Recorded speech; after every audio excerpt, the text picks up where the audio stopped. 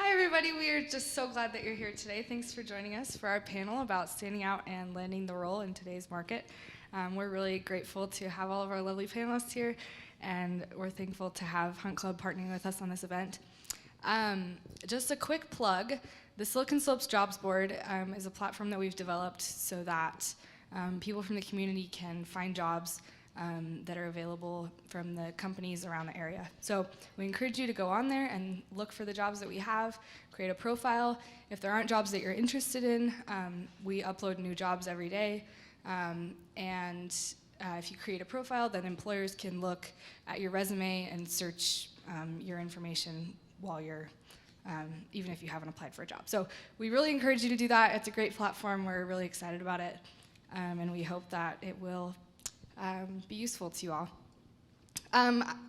I would like to introduce Amanda from Hunt Club, and we are so thankful for their partnership.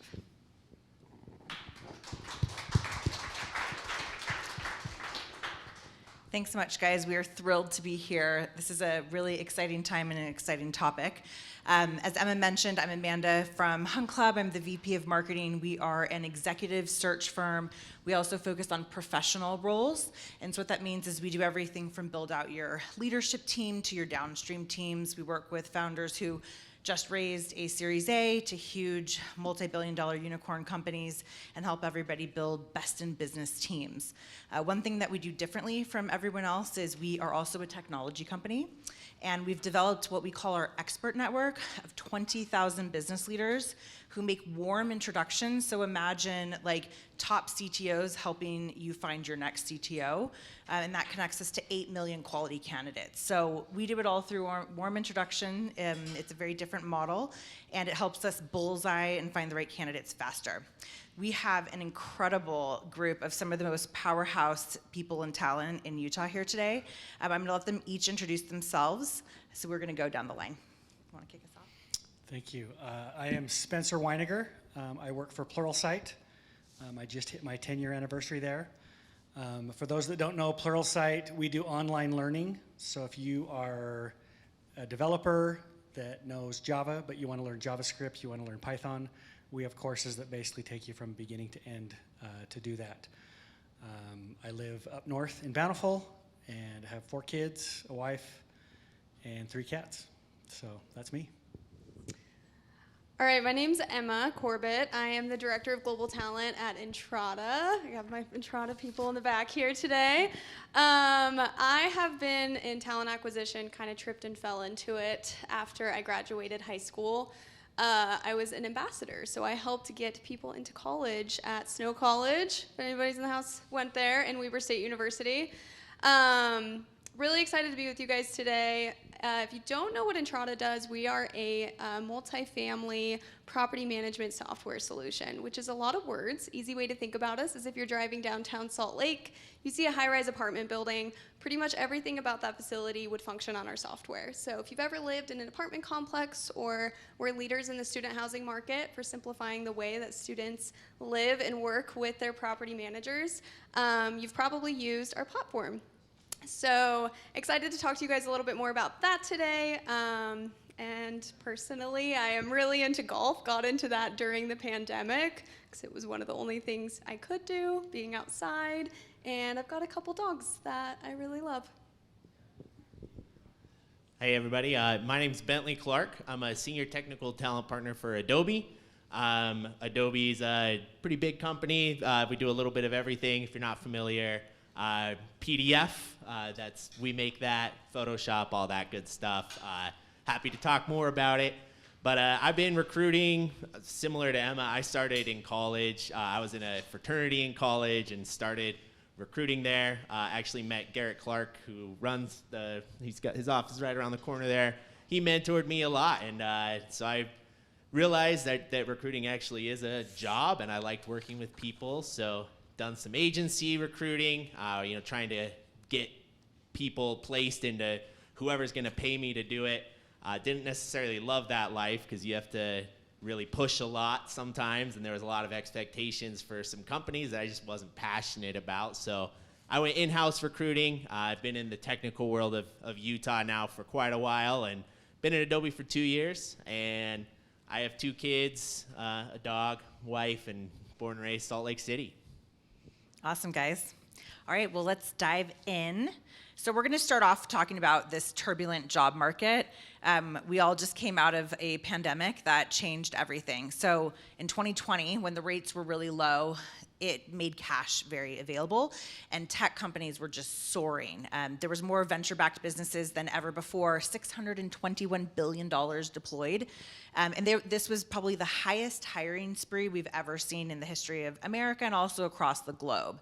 Then came the stock market crash in May, followed by the rates being raised, cash got pulled back, and then we started seeing huge companies. It started with companies that were pretty much dependent on consumer spending, like your Metas, your Amazons, your Googles, having major contractions. Then there was a wave of layoffs, and then all the doom and gloom headlines. Now, we know that media companies make money when they get clicks to their website, and so they really leaned into this. And when you actually look at the data of the layoffs that happened, it was less than 10% of the amount of hires that they made during the pandemic, just to provide a little context. Because what's happened is people are very scared right now. And what we wanted to talk to you guys about today is like what's going on, help you understand where we've been through and where we're at now. We're actually at like pre-pandemic normal hiring levels again. Utah has one of the best unemployment rates in the country. And all of these companies are hiring. So this is like actually a great time to be looking for a job. You just have to be strategic, and we're gonna dive into some tips and tricks from some of like the best minds in talent. So the first thing we're gonna talk about today is, in this job market, what advice can you give job seekers in a time where things seem scary, but there still are opportunities? Anyone who wants to start? I'm gonna start with a really quick question for the group. Lean to the left if you're an active job seeker right now. Just stay up straight if you're not. Okay. And then lean to the right if you're a brand new graduate, never worked. This is going to be your first gig. Okay. So most active job seekers and a couple new graduates in the house. So I asked this question because it is important, depending on what it is that you're going to be looking for and the advice that I would give to you. So I would say if you're actively looking right now and somebody that, maybe you are a brand new graduate or you have experience, I always say there's like table stakes of what you should be doing to stand out to an employer. Table stakes are, and I'm telling you this because we see it all of the time, please reread your resume and make sure that there are not errors in it or like grammatical misspells. It happens all of the time. And so I'm challenging everybody here today, make sure you do that. The other thing I would do is be strategic. So just like Amanda just mentioned, make sure that your resume, you are trying to stand out to the job that you're applying for. And this is also table stakes. So if there are skill sets on the job, like that is on the job posting, like that is a window into what this company's looking for, right? Like we post these jobs as recruiters, we're re-reviewing them before we post them, we're talking to managers and kickoffs about them, like that is your window into what we're looking for. And so make sure that you're positioning yourself and selling yourself according to the job you're applying for. You are better off taking a couple of hours to really apply for 5 jobs than you are spraying your resume to as many jobs as you can that you find on LinkedIn or that you find on Indeed. And doing this strategically by matching the skills you have to the skills they're looking for and highlighting those on your resume. The other thing I would say to help you really stand out and set yourself apart, so this is now like elevated from table stakes, is we look at our source of where our candidates come from differently. Referrals are always going to be looked at first, or I could say this for Entrada, curious what you guys will say, but referrals always get looked at first, and we typically are usually prioritizing those people. And you may not know somebody at Entrada today, but LinkedIn is an amazing network where if you reach out to somebody and say, hey, I'm really curious about learning about what you do, would you mind if I took you to coffee or took 15 minutes of your time to understand this better? And then start to build rapport and relationships, and then you can get to the point of, okay, if this sounds like it could be a good fit, do you think I'd be a good fit? Would you mind submitting me as a referral? Those things are gonna really help you get your foot in the door. And then there's additional things you can do in interviews, which we can talk about if we get to that, but those are a couple of the things that I think about when it comes to really standing out to an employer. So I heard two like really amazing takeaways there. Number one, you can actually cater your resume for every submission. I don't think people think about that. Everyone. Yes. Yeah, like have the right keywords, like make sure it totally is aligned opposed to that spray and pray. I love that. And then the second thing is actually it's okay to reach out to recruiters on LinkedIn. Amazing. I would say recruiters, and I'll caveat that too, also employees. Yeah. If you really want to be a customer success manager, check out somebody on your profile that maybe like graduated from the same school as you or grew up in the same town as you, or you can find things in common with these people. Social media is an amazing thing. And then ask to pick their brain about it and understand it a little bit more. Yeah, I just want to piggyback on that. I agree with everything that Emma was saying. I mean, there's so much power that you can have with your own writing and with your own resume. Spending time on that is really important. And then personally, just on that is I would not spend any time on a cover letter personally. And I don't know if they would agree. I will probably never read your cover letter if you apply to Adobe. Like I don't want to read paragraphs and most of the time it's generic and is my mic even working? Yeah. Oh, okay. Yeah. It's very generic and it's like I have done to whom it may concern and it just doesn't provide value. Whereas I want to see your resume and I want to see what you've actually just done in job A, job B, job C, and then just to her point also, like it is very much about who you know. And it's not about necessarily who you know right now, but it's who you can meet and then utilize that relationship and be genuine about it. I just hired someone at Adobe who had Adobe on their sites from when they graduated 4 years ago. They took a tour and they met one of our recruiters and very deliberately kept his eye open on Adobe roles. Saw one that he thought he could be a good fit for. And he still had that connection with that recruiter that he met when he came and toured our building. He reached out to that recruiter. That recruiter passed his resume to me. And the job that he was applying for had 400 applicants. But this guy got right to the top, right in front of me. He looks great, perfect level, like great skill set, everything. And then we ended up offering him the role, and he accepted. We didn't have to do back and forth games. Like we knew we could come with our best offer, and he really wanted to work for us. And that was a 4-year-long relationship that he made just through one connection from a tour in the building. And those are the types of things that really help someone stand out. And then my last thing would be, I think just making sure that you're constantly calibrating your own sites.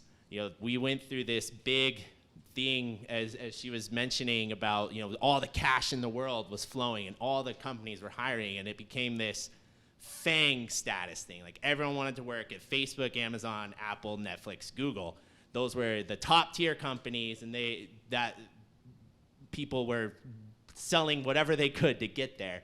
When there's 15 other companies that they might have never heard of that are hiring for their skill set that could get them applicable job experience, and that's still the case now. The FANG companies aren't hiring as much, but ABC shop down the street is still hiring that financial analyst, is still hiring that software engineer, and can still provide great value to your career. I love that. Real quick, I just want to make sure you guys got that. Like, you don't have to do a cover letter anymore. Boom, game change. Companies host events. Go to the company and get a tour and meet people, and then keep your eyes open for a bunch of different opportunities because so many different companies are hiring. Again, everything that's been said I agree with wholeheartedly.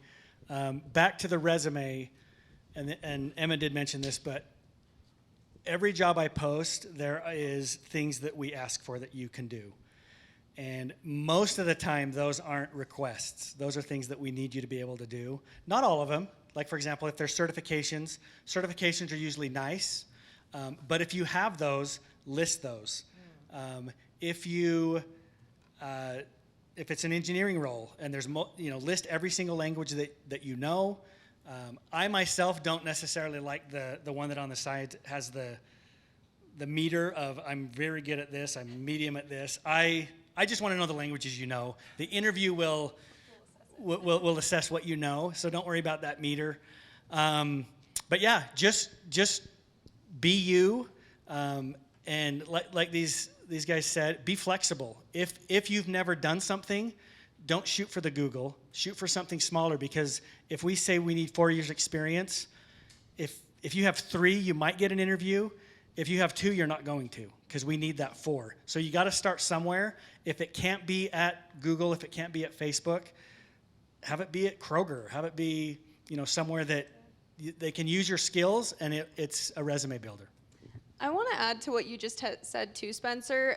Something that I know we talk about quite a bit now in talent is kind of debunking this idea that you need to climb a career ladder, and rather you can create this, what we're calling a career portfolio. So you can try different jobs that may not necessarily seem like they're going to get you exactly to the next role you're looking for, but they all have transferable skills. I think some of the hardest skills as recruiters and my team's trying to find today is actually soft skills. So people that can, carry a conversation, influence, create presentations, and execute those.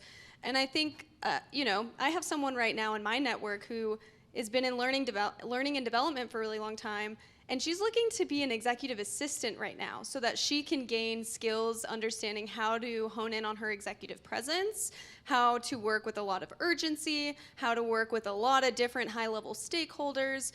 And to most, that doesn't seem like that's going to move her up in her track of like running an L&D department, but to her it is. And I would agree with her. I think that those skills actually will transfer and help her move her career upwards. And so it's not always about the company. Like, you really should be looking at the jobs and the skills you're trying to hone in and create the goal of what you want, but be flexible in what it's going to take you to do to get there. And then, Amanda, I just had one thought from what you had said to the group earlier. Totally reach out to recruiters. Like, our job is the people business. With one caveat, please don't reach out to recruiters and say, hi, I want a job, hire me. Or, hi, I want a job, what do you have for me? We have tons on our plate. We're talking to 1 million people. And if we can take a quick look and be like, I don't have anything for you, but if you come to me and you're like, hey, I saw this role, XYZ, here's my resume, I'm way more likely to go to bat for you and to help you because you took the time to find the right job for you, and I can help you find who's actually recruiting for that or give you insight on that rather than just, hey, what are you hiring for? Hire me. And because oftentimes I can't. We're very siloed. We have specific specialties. We're not these generalists that know all 1,500 jobs on the Adobe website, unfortunately. Yeah, that's great. And I think something that feels scary until you get on the other side is knowing that people do want to help you, but don't waste their time, right? People are busy, ask strategic questions, and then figure out how you can problem solve. And then I love what you said, Spencer, as well, that when you're building your resume, don't be shy about writing down the things you're good at, because that's what we're looking for, right? To see if you're the right person for the job. So next question. So, okay, if you're coming out of college, looking for your first job, or if you're contemplating a total career move, maybe you want to switch departments, maybe you want to switch industries. What roles do you think that companies are going to be hiring for most over the next 5 years? I know that at Pluralsight, engineering and data are the two that, unless ChatGPT gets really, really good, we are always going to need those. And especially with the market how it is now, there's a lot of people leaving. So we're always going to need more engineers. We're always going to need more data scientists. We're always going to need people that can build those tools. And Pluralsight is great in that we have courses that teach that specific stuff. So if that's something that you want to get into, maybe you're not there yet, but Pluralsight has a platform where you can skill up and get there. And so if you start at Pluralsight as, say, a BDR or, even, in recruiting, something like that, but your main goal is to be in an engineer or in data, Pluralsight has skills that can help you make it there. I would just piggyback on data. Every time I work on a role that is data focused, data science, data engineering, all I think about is that I picked the wrong profession. When we start making job offers and start doing salary negotiations, I'm blown away at that market and that demand and that competitiveness in like data engineering and data science. Another big one that I know is just cost saving. A big deal right now is called like FinOps, which is like cost saving in the cloud, like financial operations, very cloud focused, because the cloud has just been the Wild West for a long time. And we're working on a program right now to save Adobe like $100 million in cloud spend alone, just because we're just paying the cloud providers. And so we're hiring teams that are breaking down our spend to save money. If you can save a company money, you're gonna have a job forever. Yeah, I thought a lot about this question. Actually, when you sent it over, I'm like, what will be the jobs coming up in the next 5 years? I'm with Bentley. If I really liked data, I wish I could be in data, but that's also just kind of not who I am. So I'm not. I'm in talent acquisition, and which is also elements of data too. But when I think about what roles we'll definitely still be hiring for in the next 5 years, companies always need good sales because sales keeps the lights on. So sales will definitely be hiring and always be hiring. Engineering will always be hiring, and I think that's like kind of what you said. That's always going to be around. Data engineers a lot. I think data analysts, we're starting to see those pop up in every department instead of being in their own siloed department. And then when I think about like what's the future of work, roles 5 years from now are not going to be what they are today, and roles 5 years ago aren't what they are today. Talent acquisition as its own standalone function didn't even happen until the 90s. It was all just under HR. And so, and we now see like chief talent officers. So you see these roles continue to really grow. But when I think about new roles probably coming, one would be like ethics, different versions of ethics, because of all of the software, automation, AI, like you have to keep these things in check because they can introduce biases to your organization. So I see that really kind of popping up. And then also diversity has become really big, and we're starting to see, and we have seen a little bit, but like chief diversity officers and like full diversity orgs, like these things matter in order for organizations to continue to grow and scale. And so I think those ones maybe are a little more unique, and I don't know exactly how they're going to come to fruition as, you know, future opportunities, but I definitely think we're going to start seeing those more and more. Awesome. We're going to jump into the AI conversation. But I did want to flag what you were mentioning about soft skills and sales. Like when I was in high school, I worked retail and I learned sales, and that was probably the best foundation to go into public relations and then into marketing.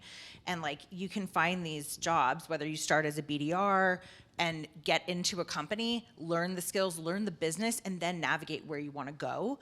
Because so many times, especially when I was in college, I tried so many different types of careers, and I eventually like found where I wanted to go. So don't be scared to try things too. Okay, so AI and ChatGPT are dominating the headlines right now. Many of you, I'm sure, are probably already using it. It's pretty phenomenal technology. But AI has actually been around for a while, and we're going to talk to the teams up here about how their companies have been using AI. When you think about AI and the job market, how do you guys think it will bring new opportunities, change the job market? How fast do you think this will happen? And have your companies already been using AI? And what do you think about it? Sorry, that was a lot. I can go first, I guess. I think we were talking about it earlier. Like AI has been a part of our lives for the last decade, just in a different name, maybe. I mean, I was saying like I've found new music through Spotify's AI like over the last 10 years, like the recommendations that they've made to me based on what I do. And that's existed, and I think that that's just going to continue to evolve. But it is a really exciting time, and I think everyone's very cautious about it.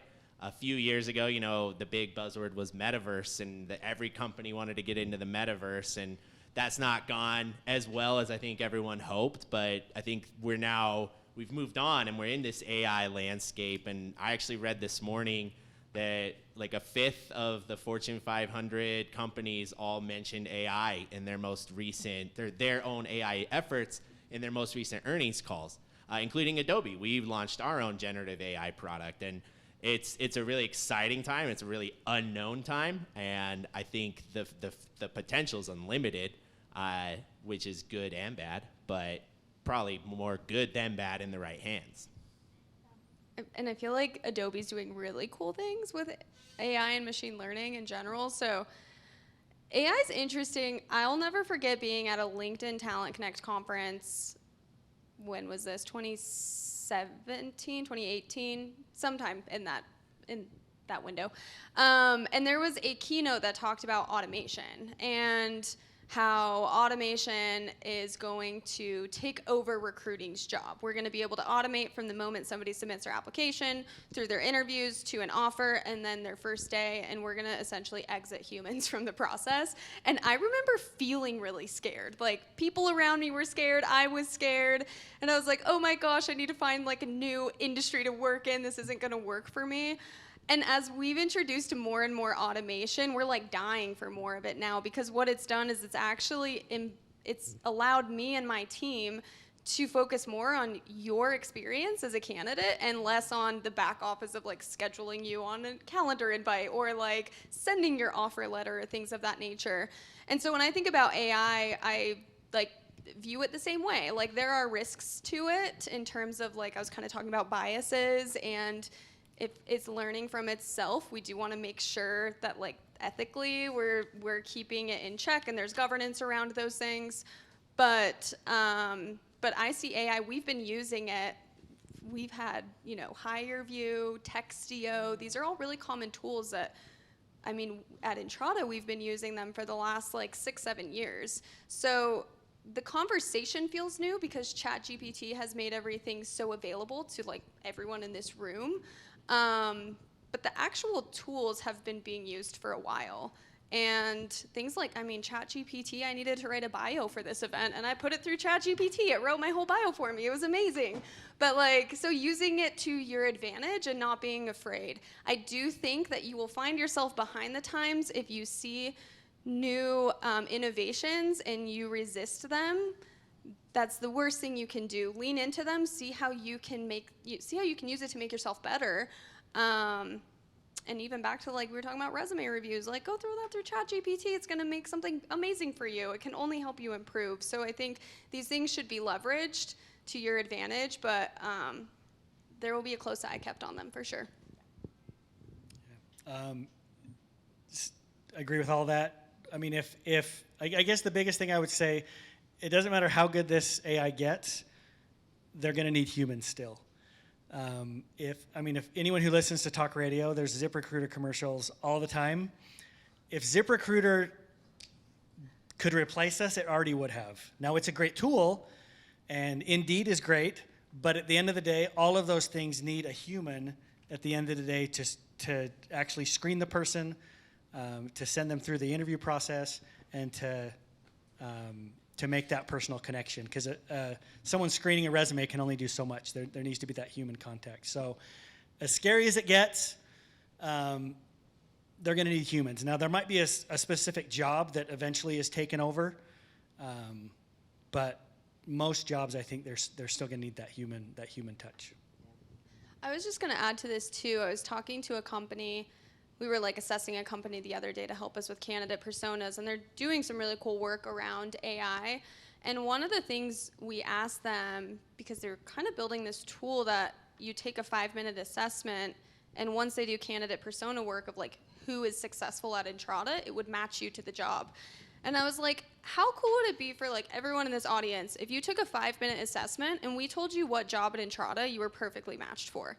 It saves time for my recruiters, it saves time for you, and at the end of the day, you want to be at a job that you're going to be successful at, and we want you in a job that you're going to be successful at.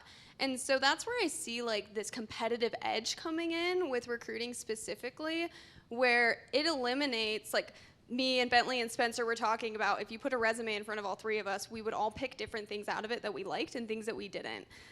And, like, maybe that's the bummer of it, is we're all going to be looking for something different, and we represent our companies differently that way. But I think reducing the bias that humans bring to recruiting that way and improving the experience my recruiters can bring to you through the process and making sure, you're advocated for and things like that is where I'm really excited about where we could lean into it. Something with AI, just from the job seeker's point of view, like a myth that I am passionate about debunking, is that we utilize AI to like screen you out when you apply. And that there's ways to like trick the AI of our applicant tracking system, so you can like add words into your margins and like I've heard all sorts of different things that people do to their resumes so that they don't get auto screened out by the AI applicant tracking system. And I've never worked anywhere that has done that or that does that or that has that technology or utilizes that. Like the AI can help if you're a perfect match for a job, like you go to the top of the list or something like that, but you don't get screened out by our ATSs, by our own AIs. There's still that human element. We're still looking at resumes, and the AI or whatever it is can't right now dive into that emotional intelligence, that EQ part that we keep talking about, because that's really important. So, we have filters and all sorts of stuff, but you're not going to get just auto decline because you didn't pass our AI ATS. At least in my That's a good experience. debunk. All right. Yeah, no, that's good to call out. Yeah, that's a good one. Yeah, at Hunt Club, I said we're a technology platform and we've built AI into our process so that our recruiters don't have to spend time like scheduling, emailing. We automate most of that. They still write the email, but then we help like automate all that. And then it also helps us match candidates to job opportunities. And it's just amazing. So AI is going to open up tons of opportunities. Our team put together some really cool jobs that we're seeing companies hire for. I'll just list through them really quick for you guys, then we'll jump on to the next section. AI, ML engineer, data scientists, as you guys mentioned, are like growing and going on to almost every team. I think that is like a really cool takeaway. Like the marketing team needs a data scientist now. The sales team needs a data scientist. AI ethics officer, AI trainer, AI business strategist, AI sales specialist, AI user experience designer, and so on. So there's gonna be a lot of opportunities here. So definitely lean in. Okay, so now we're going to transition into really tactical advice. So challenges that job seekers face and how to improve your chances for landing your dream job at one of these amazing companies or others. So we were kind of starting to talk about the resume and optimizing the resume. Is there like a secret sauce? For instance, like shouldn't be more than 3 pages, should be 1 page, should be like formatted beautifully, don't have too many words. Like, what advice do you guys have for people when they're building the resume? I think that's the scariest part, is getting that right. For those that are just graduating, your resume should not be more than a page. If it's more than 2 pages, something's wrong. But most resumes can fit on a page, I would say. Don't put your picture on it. There's ways that you can stand out. I like it when the name is bigger than a lot of the others, just because then I can, if I'm then going back to look for that person, I can easily see that. Just tell us what we want to know. Don't give us paragraphs and paragraphs of, and then I did this, and then I closed this deal, and then I did this. I want to know if the job calls for 4 years experience. If you have that, tell me that. If you do have one big win, that's fine. Usually I saw a resume yesterday that was the perfect resume, but it had like the skills on the side, it had the certifications. It just was very easily for me to see everything that I needed from my description. You could tell that they catered it to the role that I had posted, because everything on it was just focused on that. If you have 4 years at one company, a lot of times I don't care if you worked at another company. I mean, yes, you can put it on there, but I'm mostly looking for all the things that the hiring managers are asking for. So if that's all listed in that one job, yes, it's great to add the others, but again, if it's more than 2 pages, you're telling me too much information. And to all you guys out there, well, I guess it's both now, but we don't care if you're an Eagle Scout. So just throwing that out there. I want to reiterate the picture thing. I think pictures on resumes are a bad idea. It can also, we're really trying in every company, everybody is trying to eliminate bias as much as possible, and you are creating a bias no matter what if you put your picture on there. I would highly recommend not putting a picture on. I agree. Have the name, have where you live, like not your address, but just what city you're in. That's very frustrating when I look at resumes and I can't tell where the person lives. Those are just some very simple things. I agree with the length. I don't think that there's a rule book of it needs to be X, Y, and Z, but it needs to make sense. And so if you're a software engineer and you have 4 years of software engineering experience and you're trying to get a software engineering job, we don't need to know that you were a baggage clerk at Smith's 6 years ago. Like, that's just not relevant, and that just takes up space on your resume. And it was a good job for you, and you learned people skills or whatever. No one's discounting that, but it just isn't relevant. So many thoughts on resumes. First and foremost, the goal of a resume is to get a phone call with a recruiter. And recruiters spend an average of 9 to 10, 15 seconds looking at your resume. So if I walked up to one of you right now and I said, you have 15 seconds to tell me why I should talk to you, that's what needs to be on your resume. And then from there, tactical advice. Canva.com has fantastic templates. It's free, and I'm pretty sure if you're a student, you can get upgraded versions. So I always use that for resumes. Their product's inferior, though. Okay. Now we're fighting. So I really like that tool. I also know along biases, like we don't need your address of where you work, or where you live, but we do need to know like city, state, like that matters.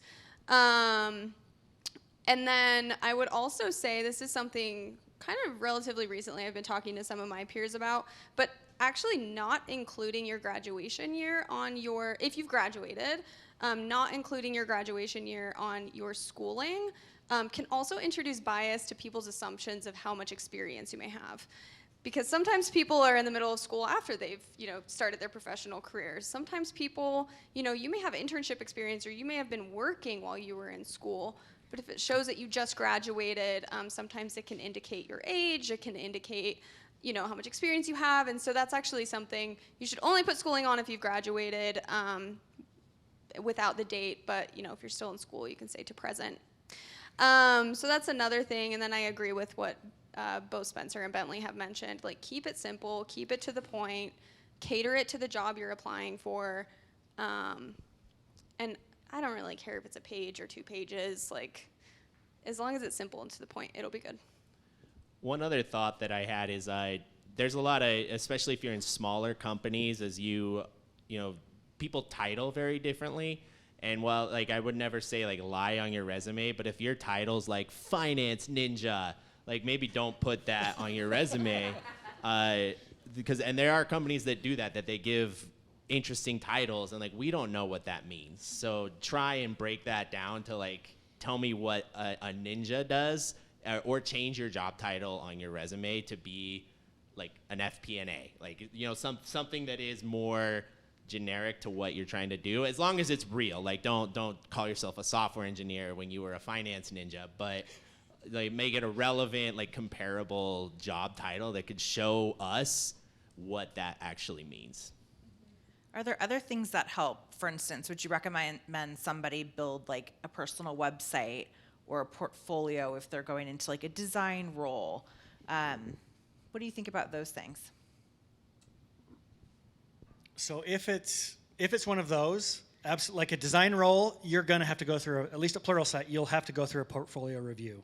So if you don't have one, build one, or wait to apply, because things like that, like if you apply for an engineering role, you'll have to go through some sort of coding exercise for your job. But yeah, a personal website just for a standard role. If your resume has everything, well, I probably won't go to your website. As a recruiter, I don't have time. Like she said, you have about 15 seconds for me to go through your resume. If I see everything I like, I'll schedule a screen with you. So for the next steps, the hiring manager might look at your personal website, but they're probably going to be more interested in what you've done, what you've built. If it's an engineering role, maybe they do want to see your website and what you've done. But as a recruiter, I don't have time to go to your website. So it's cool that you have one, but I probably won't use it. Yeah, I would add to that. not just from my own experience, but also like working with my executive team and, you know, senior leaders that are interviewing. I'll hand them a resume and then they'll immediately go to LinkedIn to look you up. So I would spend your time on your LinkedIn over building a portfolio personally, and make sure that those are optimized. Get good recommendations on there. Make sure your skills are on there and have people, you know, boost those up. We all are looking at LinkedIn. I was going to bring that up because so when I work with our in-house team and we're looking at candidates, I'm the hiring manager because I'm the VP of marketing, so we're in a marketing team. So they'll send me candidates. The first thing I do is look them up on LinkedIn. If you don't have a LinkedIn, I just nix you right away. So definitely build a LinkedIn. I cannot stress that enough. Like, just LinkedIn is the most valuable tool as a job searcher, and if you use it correctly, it's incredible. Especially if you didn't apply for my job, but I need to find candidates, I'm going to go on LinkedIn and type in the things that I need. And so if your stuff is up to date, you're going to pop up in my project, and I might go to you. So keep that in mind as well. We pay LinkedIn a lot of money to find you, and so utilize it. Like, and it's free. It's free for the casual job looker, the passive looker. You're not even looking for a job. It's free. Just make your we'll LinkedIn find look you. great. Yeah, we will pay the money to find you. What are red flags that you look for? Like, I'm a hiring manager. If I see someone jumping jobs all the time, that's a red flag for me. Do you guys have like any red flags you run through when you're scanning resumes? I think job hopping has been a big red flag for a long time. I personally think that everyone kind of gets an asterisk on job hopping for the last 3 years at least, because a lot of people have just had to do what they've had to do in this crazy job market. But that is one for sure. If it's every 6 months, there's something new. Maybe there's really good reasons for that, and once or twice because you got like a 30% raise somewhere else, like you can explain that. But if it's 10 roles of 6 months, like that's a little harder to overcome because people want loyalty, and that's a big red flag, I would say, though it's not completely overcomeable. That's not a word, but you know what I mean. I like it. I would say, like thinking about LinkedIn profiles versus resumes and like red flags we look at on there. Definitely job hopping is an obvious one. People, you can, and like, I'm trying to think what like our biggest red flags are. That's like usually, it's hard because a resume and LinkedIn profile, there's things on there we look for, but it's such a small piece of a person, right? Like, it's just a piece of paper. And so even still, like, there may be job hoppers, but you get them on the phone and there's like perfectly good explanation for what happened or why they did that, and like personal life events or things of that nature.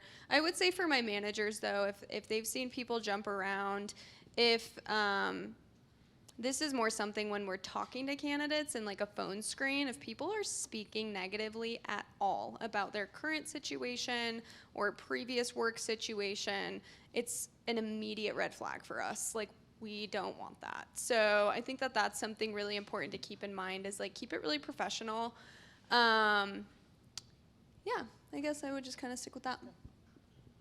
I've had, sorry. No, go ahead. I was just going to say quick. I've had hiring managers look at resumes for especially like organizational need roles, like program management or even like administrative assistant, just something where you need to stay organized and be on top of things. And if there's formatting errors or misspellings, just back to what Emma said at the very beginning, the hiring manager will immediately say no. Because if you're going to be running a multi-million-dollar program, but you're misspelling on your resume just to try and get a job there, that's a big red flag. Yeah. On those same lines, if you're a designer, your resume probably should look better than a talent acquisitions person. So, but yeah, as far other red flags, I guess at least for recruiters, if you reach out to me on every role that I post, especially if they're different, it's obvious that you just want to work at Pluralsight or you just want to work wherever you're doing that. So if there's specific roles that you want, those are fine to reach out to the recruiter for. If you're reaching out for everything, I'm not going to say it comes across as desperate, but it just comes across as I don't really care what I'm doing. I just want to work there, which is great. But then we also don't know what you're really going to want to do when you get there. So feel free to reach out, but be tactical in what pick the one or two jobs that you really want, and those are, of course, fine to reach out for, but don't be reaching out for every little thing. Hey, what about this one? What can you tell me about this? Who's the hiring manager? So just be tactical in when reaching out. And I would say at Entrada and maybe Pluralsight's like this. I know Adobe's pretty big. I used to work at Adobe, so I've like kind of seen that operation too. But when we have candidates come in, first of all, in our ATSs, we can see every job you apply for. So we can see if you've applied for like 17 jobs.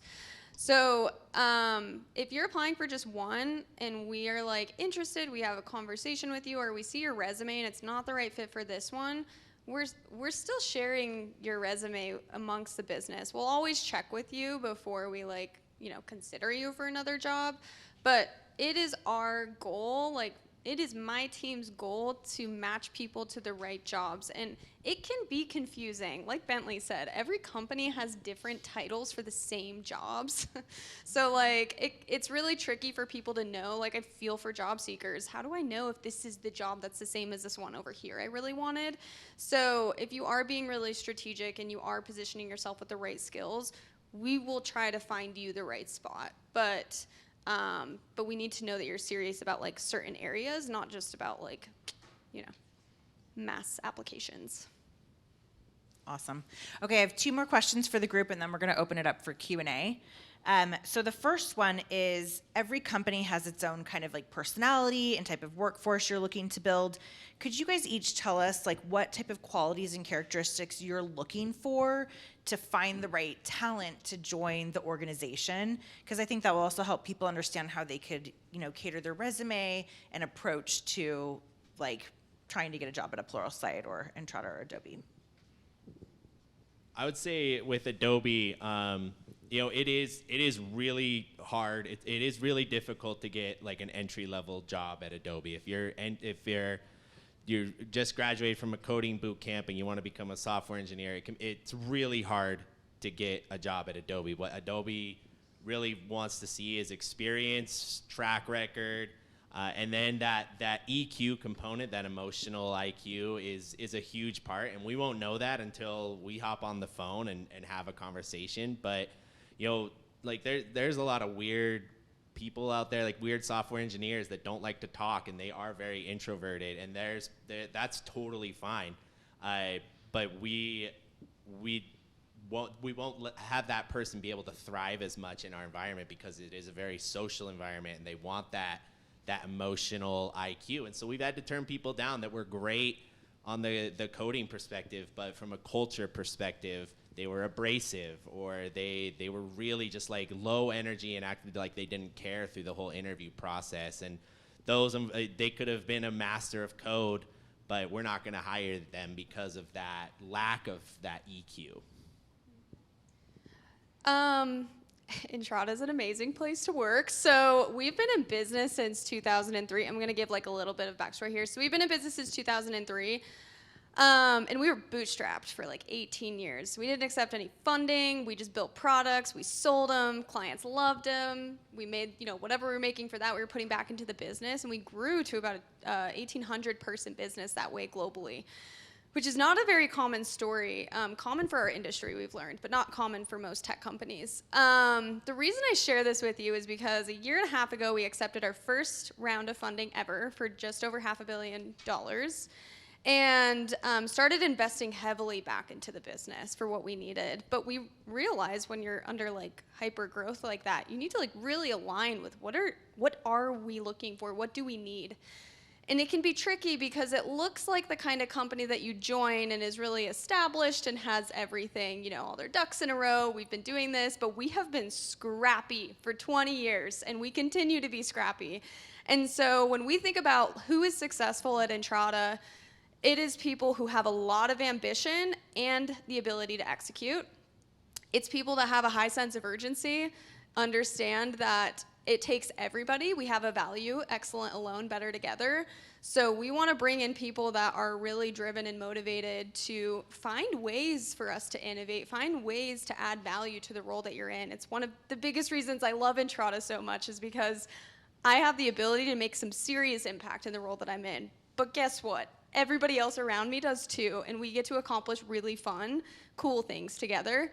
So I think those are some of the things that really stand out. Cultural alignment's really important for us too. We do have a few values. Excellent alone, better together is one. Prioritizing different perspectives is another one for us. And so reading through some of those values and making sure that they align with you, I think would be of a lot of value too. But those are some of, I would say, the softer skills that we look for, in addition to any of the hard skills that you would see on our postings.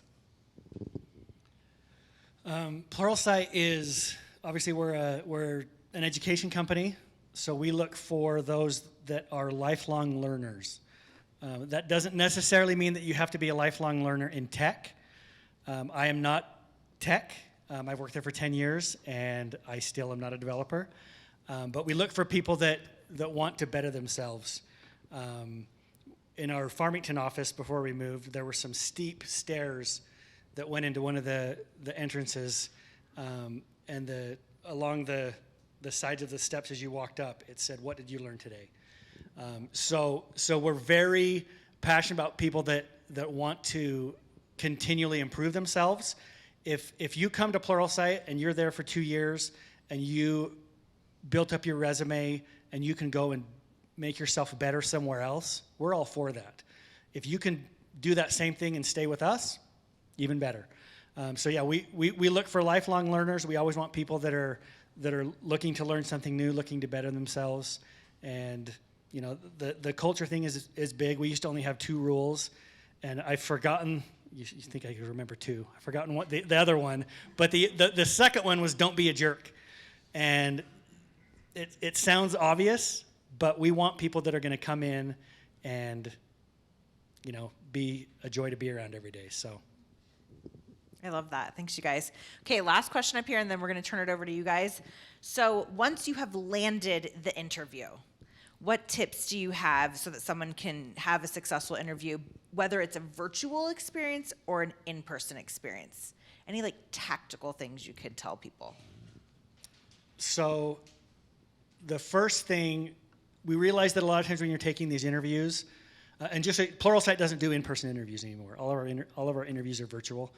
And so we realize a lot of times people are doing this on their lunch break. They're like, oh, well, I'll just do this at lunch.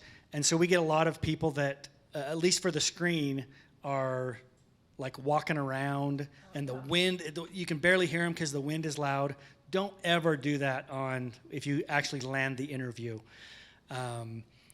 Do it somewhere where you can give all your attention to the hiring manager or the panel that's going to be interviewing you. And then the second thing would be just come prepared. I was telling Bentley before we started, years ago I interviewed at Adobe. I had a buddy that worked there. I didn't necessarily hate my job, but I heard that they paid really well. And so I went into the interview. Again, I knew that they did PDF. I knew that they did certain things. I didn't know any of the other products. And it wasn't even the hiring manager. It was the team lead that interviewed me. And I didn't make it past him because all the questions he asked me about their product, I didn't know. And we get people that we screen that I'll say, what do you know about Pluralsight? And Pluralsight isn't that deep of a product. Like we have like 2 products. So if you don't know what we do, that's a big red flag, because why do you even want to work here if you don't know what we do? You're going to come and build stuff that you don't even know what you're going to be building. So come prepared. For the screen, I don't even care that much if you necessarily know what we do. But if you get that interview, you better know what we do, because they're going to be asking questions that most likely will relate to what you're going to be building. And if you don't have some sort of background on what Pluralsight does, or whatever company that you work for does, that doesn't bode very well. Tips for nailing the interview. Again, I go back to table stakes and then what sets you apart. Table stakes, if it's virtual, check your mic, check your headset, make sure that everything's working effectively, log in early, like all of those things are fine. dress appropriately, research the company, research your interviewers, and make sure you know who you're actually meeting with. I'll never forget my bad interview experience was in high school. I was trying to get a job at Texas Roadhouse. It was awesome. And I walked into my interview and I sat down and the guy's like, "Hi, you must be Emma." I'm like, "Hi, I'm Emma." And I'm like, "What's your name?" And he looked at me and he said, "You don't know my name?" And I said, "No." And he sat me down and he's like, "This is your first lesson in interviewing. Never show up unprepared. You will not be getting this job." And I left. It was traumatizing. And I was like, okay, I'm never coming unprepared to an interview ever again. But 16-year-old me, like, lesson stuck, got it, not doing that. Not that it is ever really that intense, I would say, but like, know who you're talking to. Check out their background. It's flattering when I get on an interview and they're like, "Hey, Emma, I noticed, you used to work here. Why did you end up going where you are now? What do you like about this place?" Like, that is an easy way into a conversation. And then that leads me to my last point, like, come prepared with questions. You kind of alluded to it in your last answer, but curiosity is a competency that I don't think a lot of people really lean into, and it will get you super far in your career. Being organically curious and like trying to understand, like, what is this job, what is this company, and all of those things are going to be of a lot of value to you. So I think those are my few tips. I would just back up everything that they've said, and then also just add, bring as many specific examples of your work experience that's applicable to what you're interviewing for as possible. So if you're interviewing for a role that requires experience, come prepared to talk about that experience in a very specific way, like as detailed as possible while still being succinct. Like, don't just say, "I did this project and it was a success." They're gonna want to know more, and they're gonna. I've found interviewers can often be like, they'll judge your interview based on how much they have to pull out of you or how much you can come prepared with in that interview. So I did this by doing this, by roping this person in. We collaborated and created this that then had an impact on this, and then it created this, and then all of a sudden you've painted this very specific picture about how that was applicable to what they asked. I was just going to add that, like, reminds me, if you guys have ever heard of, like, we always teach interviewers to ask smart questions, which is like, ask them the situation. So let's say, like, I want to know the situation. How did you measure what you did? What was the action that you took? What was the result? And then, I'm forgetting what the T stand for. And then what happens next? But like, time, yeah. So like, how long did it take? And so if you think about answering all of your questions like that, like coming prepared to answer questions in like that, like smart format, that'll really help you keep it concise and consistent. And then I think energy is really important. Interview fatigue is real, and if many of you have been in the job market for a while and you've been interviewing, it sucks, and I know that. But you've got to bring your best to every interview, and you've got to act like it's your first one. You're going to be asked the same question that maybe you've been asked a million times already in interviews, but you have to act like you're answering it for the first time. You have to act like you're that rock star that's putting on the show in every city, and they have to have that same energy each time. Because if you're down, you're slumped, you're not answering with vigor, it's just going to be a completely different experience, and you're not going to stand out. Love that.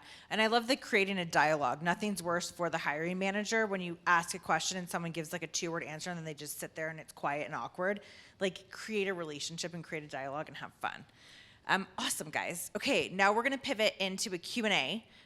So does anyone have a question? Could you help me run this? Okay, 1 second, guys. Oh, awesome. Thank you.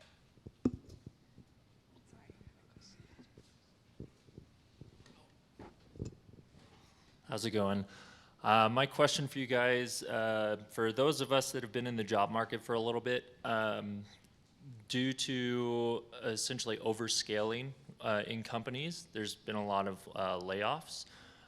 When you are asked, like, what made you leave your last company in an interview, what do you recommend is the best way to like phrase that answer that isn't, highlighting the negative, as you mentioned?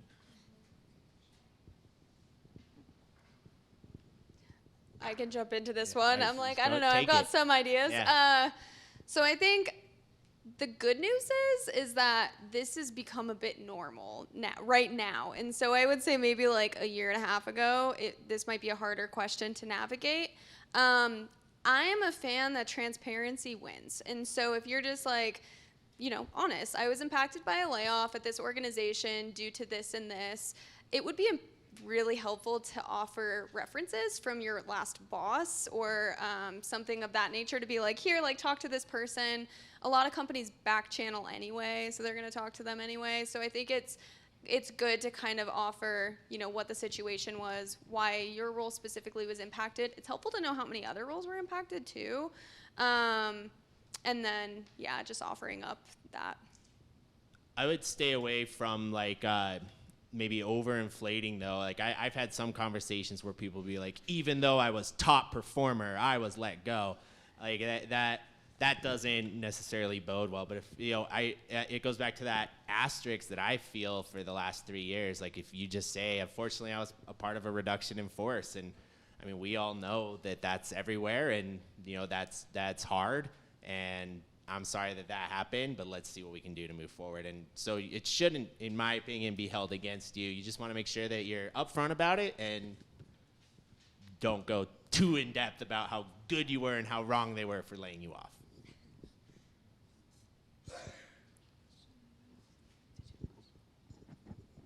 Hello. Do you have any advice on breaking into the Utah market? I mean, I would say I'm a fairly experienced professional. I work remotely out of New York, and I like going to Manhattan every now and then. But I think for my long-term success, a hybrid-based role, I think, would just be better for me, right? And for me adding value to the organization. So I've had a little, trying to craft a strategy on how to, break into the market as an experienced professional. Network as much as possible. It just goes back to that, like who you know and utilizing those genuine connections, and so making connections with people coming to these events, like meeting us, connecting with people on LinkedIn. I think that'll be the best way, in my opinion, to get into the Utah market, and being very active on LinkedIn and posting, I want to get into the LinkedIn market, or not I want to get into the Utah market. Who wants to meet up? And there are people that are all about doing that stuff, and there's events everywhere, and you can make a lot of great connections. So I don't know how active you are on LinkedIn, but I would be more active on LinkedIn. Like just utilize that to the best of your ability. I had a phone screen with someone who was like an executive at Dell who had worked here working remotely, and he shared a similar experience. He was like, I'm new here and I kind of want to know more about what the opportunities look like. He ended up applying, I don't know if this was a strategy of his, he applied to a job that he was pretty overqualified for, but still made his requirements look close, so it got me on the call. And then as soon as I called him, he was like, okay, really what I want out of this is just to know like who's there, who can I network with, and all of those things. So I don't know if that was a tactic or a strategy, but it did work. And there are, groups like Silicon Slopes is incredible. If you're not from here, we often call it Small Lake City because it is so small. I mean, we all sat down today and we're talking about everyone that we're like connected with and have worked together with. And so just to echo that, a lot of the networking and finding these groups like Silicon Slopes, meetup groups, and depending on your specialty and like what you do for work, like finding groups of people that do, work in the same line and connecting with them. Yeah, echo all that. Yeah, just get yourself out there. Again, as at least screeners, we look at the referrals first. So even if you have to, even if it takes a little bit to get to know people at the company you want to apply for, take the time to do that so you can get that referral. And we even, on ours, we even have a way to indicate, yes, I know this person, but not well. This is a friend that I wholeheartedly, endorse. But I don't care. If I see a referral, it gets you kind of to the top of the pile. So.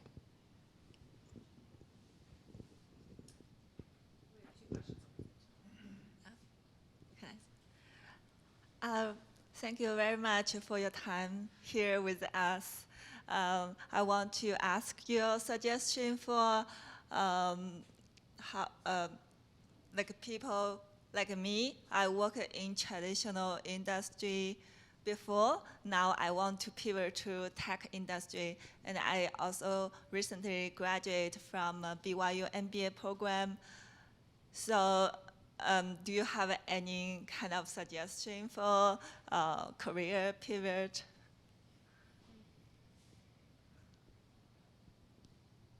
I would say when you're pivoting into a new industry,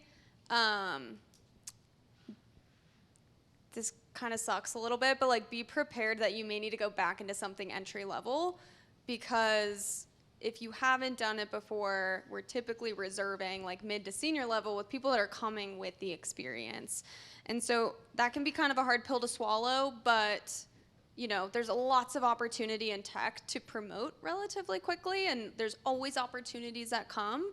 And so I would say step one, prepare for potentially a more entry-level job paying less than you might have been making. And step two is really hone in on what are the types of roles you're interested in. And like, that's why like we're here, I have recruiters here, like talk about what kinds of roles tech has to offer, because we all have similar roles that we offer to, you know, there's similar types of roles that run a tech company. So I would hone in on what those are, and then kind of back to what we've talked about today, just specifying your resume to that, you know, networking and getting in that way. Can I have one more short question? So I have two classmates here today, and they are all international. So do you like accept OPT, or do you sponsor? I'm sure that's going to be company by company and just role by role. There's lots of different requirements for sponsorship, and like I know for Adobe, we have to run a whole like assessment with we call our global mobility team, and they'll tell us like a risk assessment of like a potential visa or lottery or whatever the situation might be. Will this OPT be able to turn in? It's all going to be very case by case, and every company's going to do it completely differently and have different rules to follow. But there's definitely opportunity. Yeah. Oh yeah. Yes. Okay, my question is, I know you said something about us tailoring our resumes to align with the job being posted. Can you please walk us through the process that recruiters go through to contact somebody, maybe through their resume or through their LinkedIn profile? Because I have personally had experiences where I get a contact from a recruiter asking me to apply to a job, telling me I have like 5 years of coding experience, and I look at my resume, I don't even have 1 year of coding. Then you see that misalignment whereby they're sending you positions that you should apply for, and you yourself know that you cannot qualify because it doesn't rhyme with your experiences. That is my number one question. What do you guys use as tool to filter resumes, or what do you guys use in your various companies to reach out to applicants based on their profile? Number two question is, can you also please share with us the communication process between you and the managers that are hiring in terms of discussing with you verbatim what the skill set are required for the job that's being posted, or they want to bring into like the candidate that you're supposed to bring to the team? Because I've had my experience where I was able to, not only one, like 3 times. Like Microsoft, for instance, I had an interview with them, first round, did great, second round. We had like 4 interviewers, and 2 of them were saying something that I saw on the posting. But when I was able to move to the manager himself, who was hiring for the position, and he started talking about, I want someone with 10 years of experience in coding. I want someone that can do Python, do HTML, and I'm like, wait a minute, did I just switch in 2 minutes ago? Because what I saw on the posting was this, and what I heard from the recruiter who talked to me was, I even overqualify for the role. Why am I having a different convo with the manager himself? Is it like a way to dismiss me? So that kind of bounces back to my question. Do you guys have a clear path whereby the manager tells you, I want these X, Y, Z qualifications? And if that is the case, what could have caused my experience to be like? Someone did not say all he wanted, and the recruiter was just getting a piece of it, and now I'm surprised to be, in the dark. Or what happened in that process? I mean, I think looking for a job and interviewing for a job is really hard, And I'm sorry that you had bad experiences. And it can be really hard to find everything that we need in one short conversation or whatever. And not every recruiter's perfect either. Like, there are a lot of recruiters that will just spam out on LinkedIn just based on a few keywords. And I think we try to be more deliberate always with who we're reaching out to. If we are looking for 10 years of experience, to reach out for someone with 10 years of experience. When I'm looking at a resume personally, so if I have a new job come and it's a Java developer, let's say, I'll meet with the hiring manager. We'll go through, what is this person doing? What do you actually need? How much experience do you actually need in X, Y, and Z? And then I'll look at the resumes that come through. And if the resumes show I use Java to build this, or, and they have those keywords of what they did with these specific technologies, then that's how I get on the phone with them. But I'm not a coder. I'm not going to have you code for me or dive into that. So then it goes to the next round, and then things change sometimes. And I don't know what happened in your specific situation, but things can always change, or what they're looking for pivots. And the person that hurts is you, and that is a bad experience. But I think that we try our best to get those out of the way up front so that we don't get to that point where we're at the end and they're asking for something completely different. Your experience is exactly the experience. I have 3 friends have had that exact same experience with Google, Amazon, Facebook, and not Microsoft, but they're in that echelon. Those companies are notorious for having the most rigorous, intense interview processes that can last months, and you have to go through like panels and panels and panels. So I think that also kind of goes back to, like, if you interview with one of them, awesome. If you get the job, awesome. But if you don't worry about it. And there's so many other companies, they are notoriously bad for that. Like, I have very good friends that are very qualified who should have easily got jobs, and none of them got jobs there. They've been through the ringer.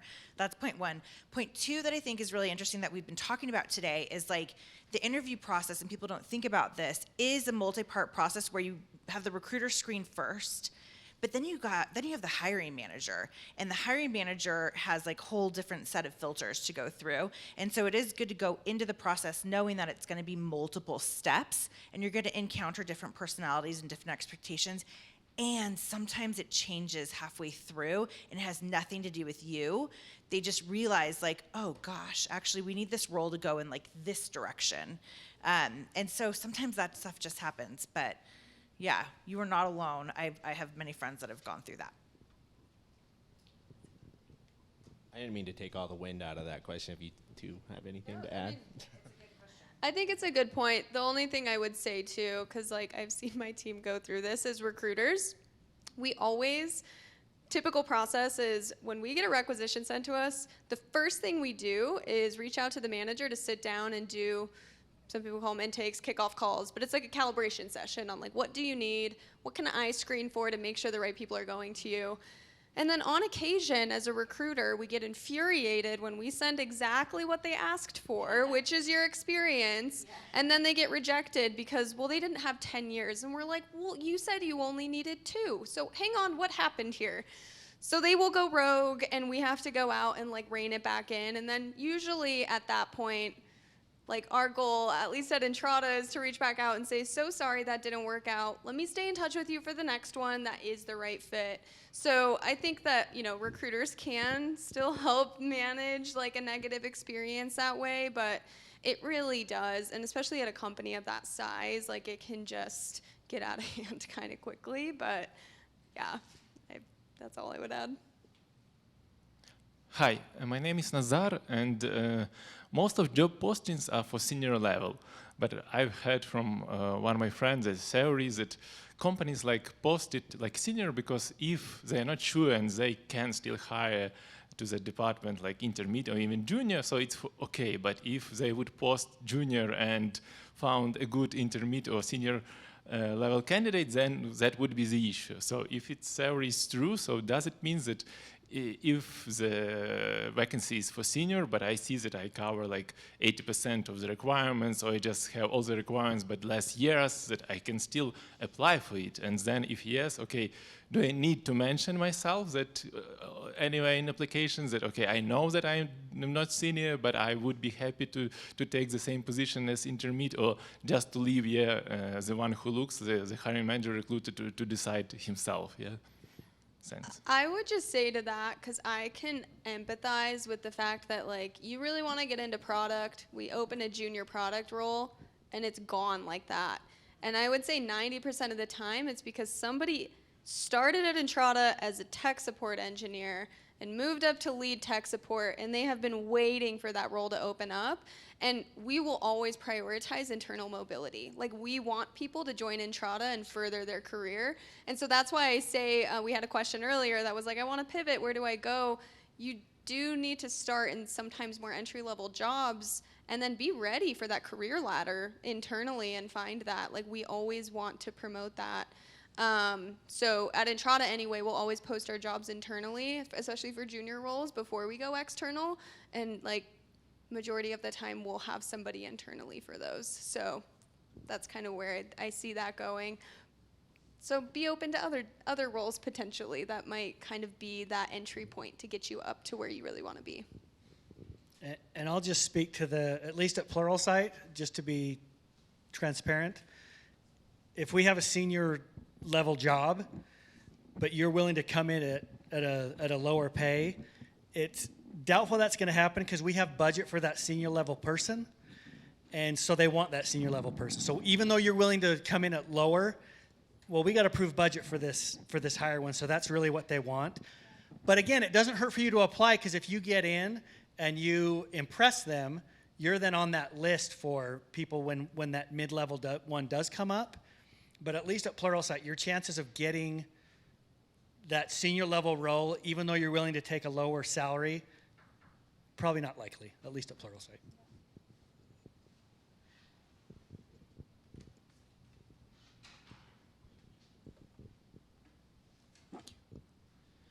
Hi. So my situation is I live in southern Utah, pretty rural. My background's in environmental science, and recently just decided to pivot to do software engineering. Did a 4-month boot camp specializing in Python. And I know we've kind of already covered, like the difficulty of finding entry-level roles right now. But just on top of that, how realistic is it for me to be seeking entry-level positions that are also 100% remote? Because I don't have the ability to relocate where I'm at, and I'm running into this situation 4 or 5 months into the job search now where I'm like, is there any chance? Pluralsight is remote first. So before the pandemic, I would have said no chance. Now we have very few people in the office, let alone engineers. So Pluralsight, it's really good. We have teams all over. Sometimes your manager will be in Australia and you're here. So yeah, at least with Pluralsight, it's very likely. So if you see something, absolutely apply, because we're not going to ask you to come in. If you're up in Draper and you want to come by the office, you're welcome to come by, but yeah, remote first.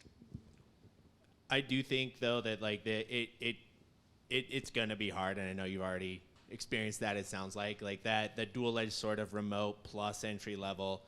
The bottom line is that there's a lot of other people that are probably in a very similar area as you, and that's hard, and that's really tough to navigate. And it's not impossible by any means, but it's really going to come down to networking. That would just go back to that.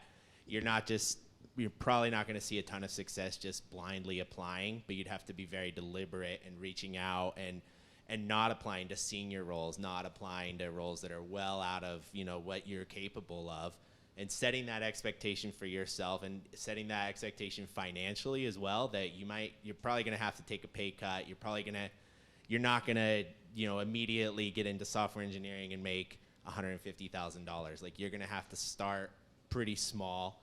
And I think, getting that mindset, utilizing a network, it's not going to be impossible, but it is hard, and I'm sorry that you're going through that.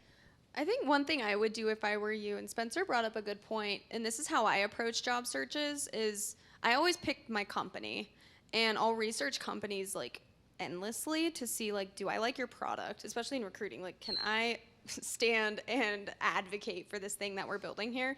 But look for companies where you really like their product, align with your goals of, I want to be able to work remote, I want to have that flexibility, I'm looking for entry level. You probably want to make sure you can find a company that can support your growth and that you can have mentors and trainers along the way. And the beautiful thing about remote work is now you're no longer limited to Utah companies. You can look at companies all around the globe. And so I would really start there, and then work your way backwards. Then find people in the business to network with. Then find the jobs you want to apply for. Then build your resume and submit the application, instead of what I see most people do is submit the application first and then try to work back into it.